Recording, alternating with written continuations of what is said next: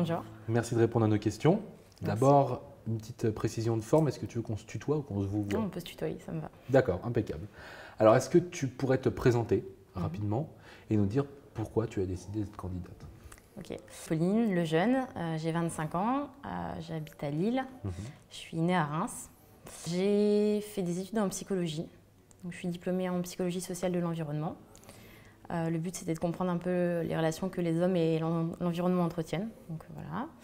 Ensuite j'ai été chargée de mission de développement durable dans une collectivité territoriale, ce qui m'a permis de voir comment la fonction publique et la collectivité fonctionnaient. C'était très intéressant. Ensuite, j'ai été un peu au chômage et je me suis impliquée bénévolement dans une association de santé-environnement dans laquelle je travaille aujourd'hui. L'asso dans laquelle je bosse a pour but de sensibiliser les jeunes au lien entre la santé et l'environnement, notamment sur ce qui est pollution environnementale. Donc ça va être tout ce qui est perturbateurs endocriniens, les choses qu'on retrouve dans le quotidien qui nous rendent malades. Comment on en arrive à une candidature à l'élection présidentielle?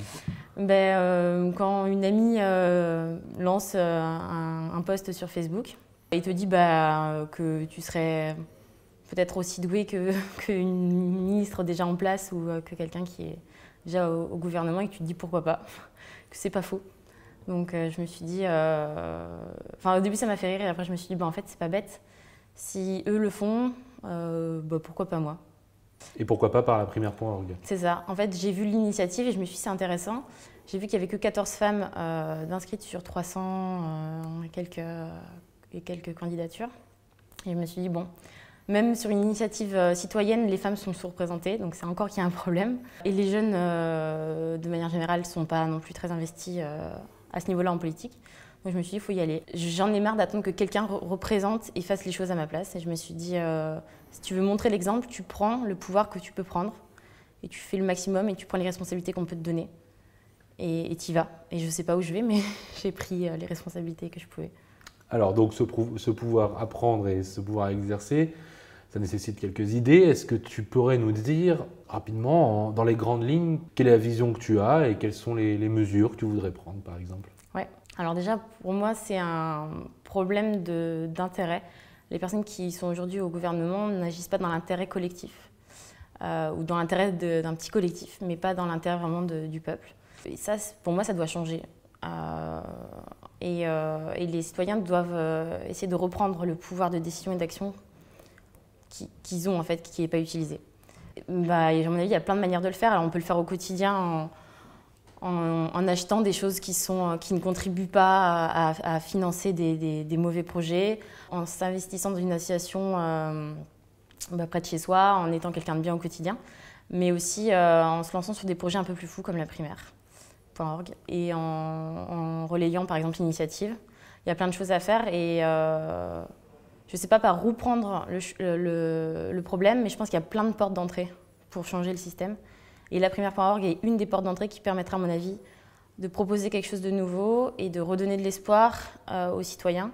Et rien que d'avoir déjà dû parler de ma candidature à des amis ou à des gens que je ne connaissais pas, ça a permis de relancer le débat politique sur qu'est-ce qu'on peut faire.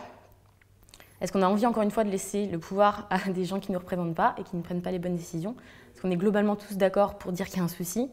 Par contre, on ne sait pas exactement comment changer les choses.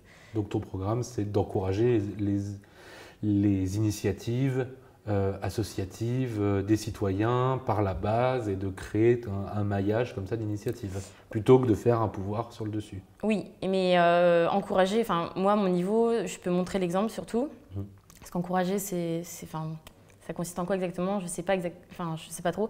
Moi, je peux montrer l'exemple, montrer comment on peut s'impliquer, essayer de donner la place à d'autres personnes qui voudraient s'impliquer, les tirer avec moi et les mettre dans le mouvement. Dans le mouvement, voilà. Je peux surtout essayer de recenser toutes les initiatives citoyennes et tout ce qui se passe, en fait, parce qu'il y a des millions de choses qui se passent. Et quand on discute avec les gens, on se rend compte qu'on n'est pas tout seul à avoir une super idée, à avoir déjà réfléchi à un projet. Et en fait, il y a plein de choses qui existent, mais pour l'instant, ce n'est pas spécialement mis en commun. Et je rêverais d'une plateforme, d'un moyen, d'un processus pour mettre tout ça en commun et pour préparer, en fait, parce que je sens qu'il va y avoir un changement par la force des choses. Ça va se faire entre guillemets dans le sang ou de manière plus légère, mais je pense que le moment où ça va changer, il faudra qu'on soit prêt. Et pour être prêt, il faut avoir réfléchi en amont et avoir recensé tout ça pour pouvoir, au moment où ça va changer, être là derrière. Il ne suffit pas juste de changer le gouvernement pour remettre la même chose. Il faut avoir préparé un nouveau système et je voudrais reconstruire ce système-là avec les citoyens. D'accord. Merci beaucoup. De rien. Merci.